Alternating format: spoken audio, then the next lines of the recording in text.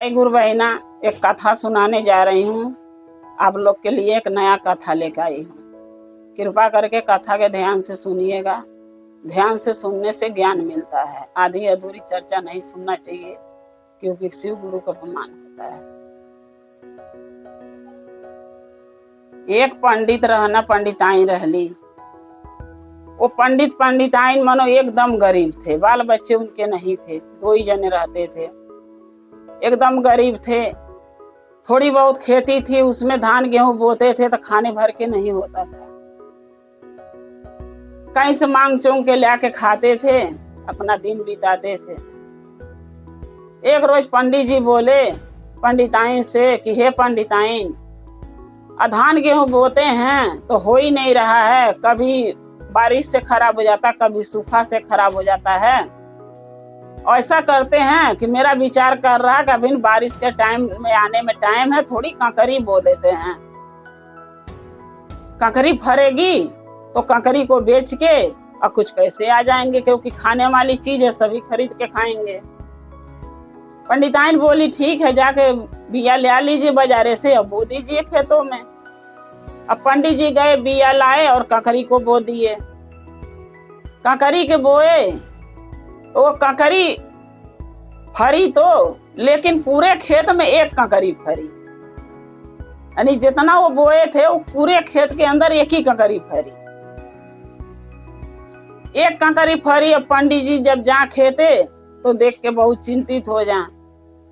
सोचे कि एक ककड़ी अगर मान लो फरी है तो हम क्या करें उसको बेचें तो कितने पैसे आएगा। अगर उसको भूख के मारे खाने के भी घर में नहीं, अगर खा जाते हैं तो भी पेट नहीं 2 आदमी भरेगा एक ककड़ी में। तो क्या किए कि छोड़ दिए खेत में। बोले कि चलो छोड़ देते हैं, क्या पता है और फर लग जाए। उसके बाद एक दिन शंकर जी और पार्वती बोली महादेव से कि हे महादेव, हम भ्रमण के लिए पृथ्वी पर जाना चाहते हैं। महादेव बोले इसमें कौन सी बड़ी बात है, चलिए चलते हैं। दोनों जने भ्रमण के लिए जब आए तो चलते चलते पार्वती की नजर उस ककड़ी पर खेत में पड़ गया। पार्वती बोली महादेव से कि हे महादेव, एक खेत में, पूरे खेत में एक ककड़ी फरी है और देखिए कितनी सुंदर ककड़ी है। महादेव बोले कि हाँ सुंदर तो है पार्वती, कोई बात नहीं। अब देखिए ना, बेचारा खेत बो रखा, खेत है जिसका भी खेत हो, एक ही ककड़ी फरी है, वो बेचारा गरीब क्या करेगा, कहाँ से बेचेगा, कहाँ से बिया का भी पैसे नहीं आएगा। उसके जो बीज लाके बोया होगा उसका कीमत भी नहीं आ सकता। लेकिन क्या किया जाए, जो फरना था सो फर गया। पार्वती बोली कि नहीं महादेव, ये ककड़ी मेरा खाने का मन कर रहा है। महादेव बोले पार्वती ऐसी गलतियां मत करना कभी। पार्वती बोली क्यों? बोले कि हम जो हैं हर भूखे दुखे के हम पेट भरते हैं, अनाज देते हैं, खाना देते हैं, कमाने के जरिया देते हैं, उनको बुद्धि ज्ञान देते हैं कि वो किस रास्ते पर चल के क्या कमाएंगे, कैसे खाएंगे। अगर वो गरीब को हम खाना नहीं दे सकते, उसका पेट नहीं भर सकते, तो उसके खेत का ककड़ी तूर के खाने का भी मेरा कोई अधिकार नहीं है, इसलिए आप नहीं खाना। बोली पार्वती ठीक है, आप कहते हैं तो नहीं खाऊंगी। इतना कह के अब फिर रास्ते दोनों जने चलने लगे। खेते खेते जब चल रहे हैं तो पार्वती का मन उसी ककड़ी पर लगा है कि काश मैं खा लेती। इतना दिन पर तो पृथ्वी पर आई हूँ तो ककड़ी देखने के मिला और खाने करी तो महादेव मना कर रहे हैं, लेकिन मैं खाऊंगी जरूर, मगर कैसे खाऊंगी। महादेव कह रहे पार्वती पीछे क्या कर रही हो, जल्दी जल्दी आओ ना। कह रही है पार्वती अरे महादेव मेरा पैर दुख रहा दोनों, मैं धीरे ही धीरे आऊंगी, आप चलिए ना, मैं आ रही पीछे पीछे। महादेव के शक हुआ कि पार्वती तो ककड़ी खाएंगी जरूर, मैं मना किया हूँ लेकिन नहीं मानी है और उसका बहुत बड़ा भुगताना हमको चुकाना हमें पड़ेगा, लेकिन ये बात वो नहीं समझ रही है। महादेव बोले ठीक है धीरे धीरे आओ। वो धीरे धीरे आगे आगे महादेव जा रहे, पीछे पीछे। बस पार्वती क्या करी, ककड़ी तोड़ ली। सोची महादेव देख नहीं रहे, महादेव तो घट घट का वासी हैं, सबके मन में सबके दिल में बसते हैं। पेड़ पौधों में बसते हैं, उनको तो सब पता है कौन क्या कर रहा है, अच्छा कौन कर रहा, बुरा क्या नहीं है, क्या सही है क्या गलत है, वो सब जानते हैं। पार्वती ककरी ने तोड़ा और ककरी को खा लिया। वो जब खाते जा रही हैं, राह में कुरुर कुरुर मुंह में आवाज आ रहा है, तो पीछे से आगे से महादेव क्या कह रहे हैं कि पार्वती तुम क्या खा रही हो, पीछे पीछे आ रही हो, खा रही हो, आवाज आ रहा, तुम्हारा मुंह चल रहा, क्या खा रही हो। पार्वती बोली नहीं महादेव, मैं कुछ नहीं खा रही हूँ, वो ना दांत में कुछ फंस गया था, उसी को निकाली हूँ ना, तो हो सकता आपको आवाज आ रहा हो। महादेव तो हंसने लगे, मुस्कुराने लगे। बोले पार्वती अपने मन में बोले महादेव पार्वती तो झूठ बोल रही हैं, लेकिन सच्चाई तो यह है कि वो ककरी तूर के खा चुकी हैं। फिर महादेव घूम के आए, लौट के आगे से फिर पीछे रहे घूमे। बोले पार्वती सच बता दो, क्योंकि मुझे पता है कि तुम क्या खाई हो, लेकिन तुम झूठ क्यों बोल रही हो। बोली पार्वती कि महादेव आपने मना किया था कि ककरी मत खाना, एक गरीब का ही खेत है, एक ही फरा है, और अगर एक ककरी हम खा लेंगे तो क्या खाएगा वो और क्या बेचेगा, कैसे उसका नून रोटी चलेगा। लेकिन आपने मना किया, फिर भी मेरा मन नहीं माना महादेव, मैंने वो ककरी के खा ली। महादेव बोले पार्वती बहुत बड़ी तुमने भूल कर दी, अगर इस भूल का गलती जो आप करी हो, इस भूल का भुगताना मुझे भुगतना पड़ेगा धरती पर रह के। पार्वती बोली कैसे महादेव। बोले कि ऐसे कि जब हमके अब 12 बरस तक इस पंडित और पंडिताइन के घर पे रहना पड़ेगा, जो तुम ककरी खाई हो इस ककरी की कीमत मुझे चुकाना पड़ेगा, इनका बच्चा बन के, बालक बन के, इनका सेवा करके, इनका खेती गृहस्थी करके, इनका बैल गोरु भैंस गाय भैंस देखना पड़ेगा। पार्वती बोली कि महादेव अगर मुझे पता होता इतनी बड़ी कीमत ही आपको चुकानी पड़ेगी एक ककरी मेरे खाने की, तो मैं ये गलती नहीं करती। मैं तो सोची आप ऐसे ही मना कर रहे हैं, इसलिए मैं ककरी खा ली। अब बहुत बड़ी मुझसे भूल हुई महादेव, और मुझे क्षमा कर दीजिए। लेकिन अगर आप पृथ्वी पर रह गए धरती पर, तो मैं आपके बिना कैलाश पर नहीं रह पाऊंगी, मैं भी यहीं रहूंगी। मैं आपके बिना मैं वहां रह नहीं पाऊंगी, मैं जी नहीं पाऊंगी। महादेव लगी रोने, लगी प्रार्थना करने। महादेव बोले देखो पार्वती, विधि के विधान को कोई नहीं रोक सकता। हमारे किस्मत में ये लिखा था कि तुम ककरी खाओगी, अब ककरी तुम खाओगी और भुगतान मुझे भुगतना पड़ेगा। तो विधिक विधान जो लिखा है वो किसी के मान के नहीं है। अगर मान के होता तो आप बात मान जाती, आप बात मानी नहीं, और हमको जो है बच्चा बन के इनका सेवा करके इस ककरी की कीमत मुझे चुकाना पड़ेगा 12 बरस तक। पार्वती बहुत दुखी हुई, महादेव बहुत समझाए। पार्वती चली गई कैलाश पर, और महादेव क्या किए बच्चा का रूप धारण करे और पंडित के घर चले आए। तो पंडित पंडिताइन चिंता में पड़ी हुई थी। महादेव पूछे, बच्चा बन के आए थे, खेल रहे थे द्वार पे, खेलते खेलते उनके पास गए। महादेव पूछे, माता क्यों आप इतना दुखी हो। तो जो पंडिताइन थी और पंडित थे, दोनों जने बोले कि बाबू क्या करूं, धान गेहूं होता नहीं एक खेत में, ऐसो सोचे ककरी बो देंगे और फरेगा तो बेच के कुछ पैसे आ जाएंगे, हमारा नून रोटी चलेगा। और ककरी एक फरा है, अब एक ककरी से मैं क्या करूं। अब महादेव सोच रहे हैं कि भाई एक ककरी जो फरा था वो भी तो पार्वती खा गई, मैं क्या बताऊं इनको। बोले महादेव की कोई बात नहीं, आज नहीं फरा है तो कल फर जाएगा, आप क्यों चिंता कर रहे हैं। पंडित जी बोले चिंता के तो बात है बाबू, आज नहीं फरा तो कल कहां से फरेगा। बोले महादेव चिंता मत करो। वो बालक बोले चिंता मत करो, एक न एक दिन जरूर भगवान आपका सुनेंगे। पंडित बोले ठीक है, लेकिन आप कौन हो। बच्चे से बोले आप कौन हो। पंडित जी बोले मैं शंकर हूँ, मेरा नाम शंकर है, और मेरे माँ बाप बीवी बच्चे कोई नहीं है, मैं दुनिया में अकेला हूँ। और जैसे आपके पास बच्चे नहीं है और मेरे पास माँ बाप नहीं है, मैं सोच रहा हूँ कि आप ही के घर में रह लूं, आपका सेवा करूंगा, आपका गैया चरा लूंगा, आपके खेती गृहस्थी में हाथ बटा दूंगा और उसके बदले आप कुछ मुझे भोजन दे देना। पंडित लगे, बोले बाबू मेरे घर में तो मुझे ही खाने का हम दोनों के लिए नहीं है, तो मैं तुम्हें कहां से दूंगा। शंकर बोले महादेव कि माता कोई बात नहीं, हम आपको माता कहेंगे, इनको पिता कहेंगे, हमारा रिश्ता यही रहेगा। आप दोनों हमको शंकर के नाम से बुलाना, आप जो खाओगे मैं वही खाऊंगा, आप उपास करोगे तो मैं भी उपास कर लूंगा। पंडित बोले कि देखिए बाबू, हम 2-2 दिन खाना नहीं खाते, पानी पी के सो जाते, क्या तुम रह पाओगे? बोले हाँ।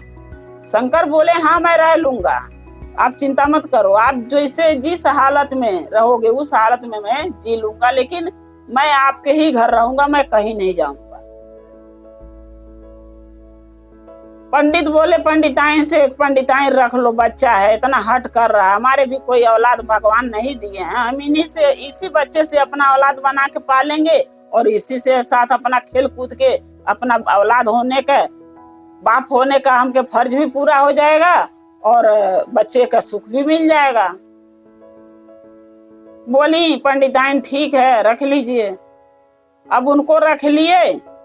अब वो क्या करते थे शंकर यानी महादेव, गैया चराने जाते थे, खेती में जाके थोड़ा कुदार उदार चला लेते थे, थोड़ा कोड़ खन लेते थे, झाड़ू वाड़ू लगा लेते थे और पंडिताइन जो खाते थे उसमें खिलाते थे। अब बिहना भैले जो सुबह हुआ, अब महादेव का देखिए करिश्मा ऐसे करे कि उस खेत में जो एक कंकरी था, उसके खेत में पंडित के पूरे खेत में कंकरी फैल गया, पूरे पेड़ में खेतों में यानी पत्ता नहीं दिख रहा था, खाली कंकरी दिख रहा था। महादेव जो भी चाहे कुछ भी कर सकते हैं भाई, पूरे खेत में कंकरी फर गया। जो भी खेत अगल बगल थे लोग अपना खेत में कंकरी देखने जाते थे तो कहते थे भाई ये पंडित के खेत में सारी कंकरी कहाँ से फर गई, हमारे खेत में कंकरी 2-4 फरे हैं, पंडित के खेत में पत्ते ही नहीं दिख रहे, डंटी नहीं दिख रही, खाली कंकरी दिख रहा है। अब सब आगे पंडित लगने पूछने, पंडित जी तुम्हारे खेत में इतनी सारी कंकरी कैसे फर गई, मेरे खेत में है नहीं।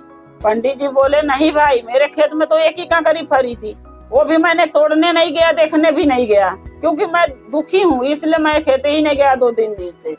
और आप कह रहे पूरे खेत में कंकरी फरा है। बोले सब हाँ जाके देखो। इतने में महादेव जो थे यानी शंकर, वो बोले कि हाँ पिताजी ऐसा करिए कि 2 टोकरी लीजिए, हम चलते हैं कंकरी तोड़ेंगे।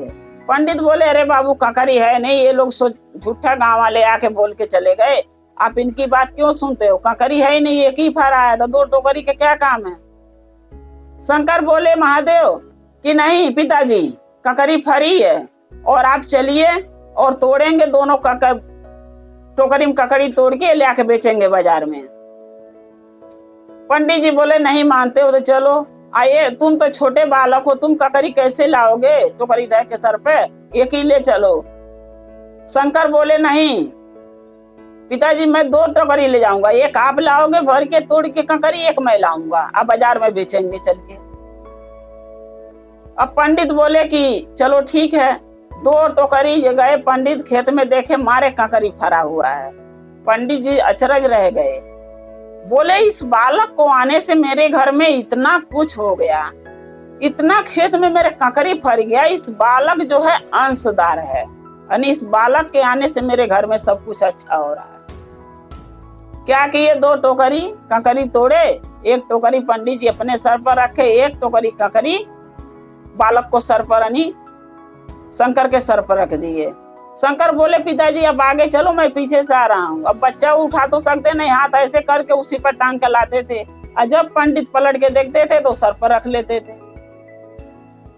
अब लेके कंकरी घरे आए, बाजार में जाके बेचे, यानी खूब कंकरी बिकी, खूब पैसे हुआ, खूब फारा, खूब बेचे, खूब पैसे, यानी पंडिताइन पैसे मालदार हो गए। उसके बाद पंडित जी अपना घर दुआर बनाए, गाड़ी घोड़ा खरीदे और मानो एक तरह से अमीर हो गए। उसके बाद पंडिताइन नहान पड़ा कार्तिक के। पंडिताइन बोली कि अमावस्या के नहान है, अब पंडित जी मेरा नहाने जाने का मन कर रहा है। पंडित जी बोले अरे अच्छा कोई बात नहीं, शंकर के लेके चले जाओ नहाने। शंकर ने बोले यानी महादेव जो बालक थे बोले माता कहाँ नहाने जाओगी? बोले गंगा सागर जाऊंगी नहाने। बोले क्यों गंगा सागर क्यों? बोले सब कोई वहीं जा रहा बेटा तो मैं भी वहीं जाऊंगी। शंकर बोले नहीं माता, कोई नाले में न कोई गड्ढे में नहा लीजिए आप, क्योंकि जो गंगा जी है वो समुद्र छोड़ के नदी छोड़ के नहाने के दिने निकल के नाले में वास करती हैं।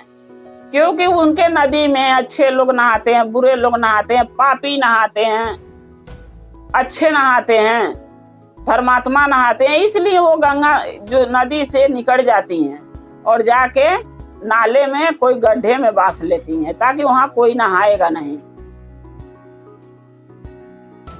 बोली नहीं मैं तो वहीं जाऊंगी नहाने।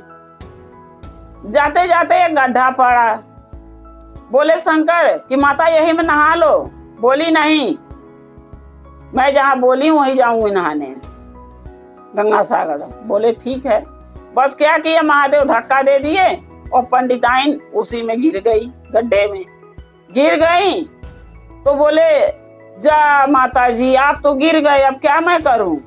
मनो उनको किसी तरीके नहवा दिए उसी गड्ढा में जहां पर गंगा जी वास कर रही थी, उसी में नहवा दिए उनको, क्योंकि कहने पर वो मानती नहीं इसलिए वो नहवा दिए। बोली पंडिताइन अरे बेटा हाथ तो पकड़ो और निकालो मुझे बाहर, तुम तो कीचड़ में ढकेल दिए मुझे। बोले माता आप तर गए, आप नहीं समझोगे लेकिन आप तर गई हो। बोली ठीक है निकालो। बाहर निकाले तो देख रहे हैं जितना बेस्तर हो पंडिताइन पहरी है सब सोना से ही लदा हुआ है, सोना से पूरा शरीर पूरा वस्त्र लदा हुआ है।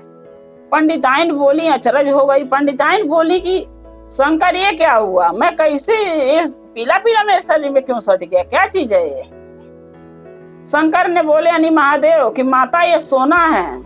मैंने बोला ना कि गंगा जो है नदी में से निकल के छोटे छोटे नाले और गड्ढों में वास करती हैं, लेकिन आप माने नहीं। देखिए आपने नहाए और गंगा जी ने आपको आशीर्वाद दे दिया। आप चलिए घरे, अब चलते हैं। घरे गए, कपड़ा उतारी, सोना जो उसमें लगा था निकाली धरी। अब पंडित और अमीर हो गए, महादेव के आने से और अमीर हो गए। जब 12 बरस तौले पूरा भी हो गया। अब शंकर बोले माता मुझे जाना पड़ेगा आपको छोड़ के, आप लोगों के दोनों के माता पिता को छोड़ के मुझे जाना पड़ेगा।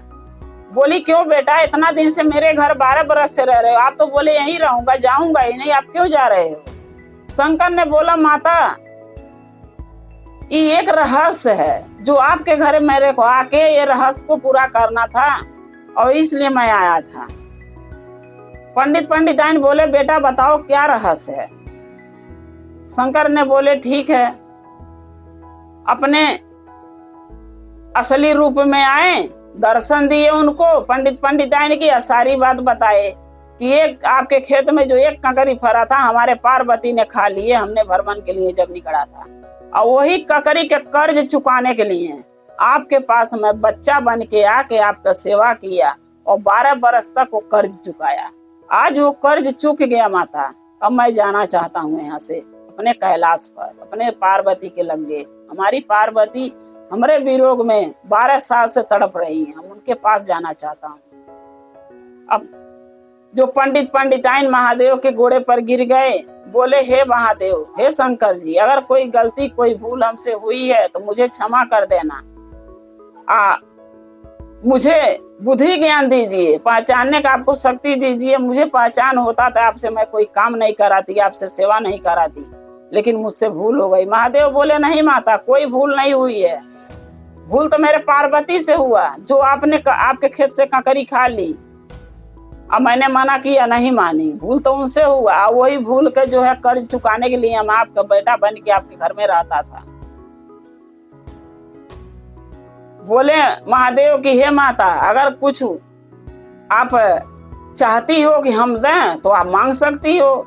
पंडिताइन बोले महादेव मुझे कुछ नहीं चाहिए, आपकी भक्ति चाहिए। आप मुझे अपनी भक्ति दीजिए कि जब तक हम जीवें आपके भक्ति, आपका चर्चा, आपका भजन करते रहें और सुख शांति हमारे पास बनी रहे। महादेव आशीर्वाद दिए और अपने कैलाश को गए। तो गुरु भाई गुरु बहना देखिए, कोई भी चीज किसी के चुराना और खाना एक चोरी होता है, लेकिन हम इंसान क्या करते हैं, उसको खा के चुरा के भूल जाते हैं, सोचते ही नहीं है कि उसको भरना पड़ेगा। लेकिन देवी देवता जब भरते हैं कर्ज, जब वो कर्ज भर रहे हैं, वो भुगतान भुगत रहे हैं, वो अपने गलती के एहसास मान रहे हैं, गलती के कि हमने गलती किया, तो हम क्यों नहीं मान सकते हैं? हम भी तो मान सकते हैं कि हमसे गलती हुई है, हमको उसको गलती के पछतावा करना चाहिए। तो गुरु भाई गुरु बहना, हाथ जोड़ के मेरी प्रार्थना है कि गलतियां ना करें, अच्छे राह अच्छे मार्ग चुने, जो आगे के लिए हमारे लोग के लिए रास्ता बना रहे। महादेव के चरणों में लगे रहें। हर हर महादेव, घर घर महादेव। महादेव की कृपा आप लोग पर बनी रहे। और अगर एक कथा आपको अच्छी लगी तो कृपा करके लिख के हमारे पास जरूर भेजें। जय श्री गुरु महादेव।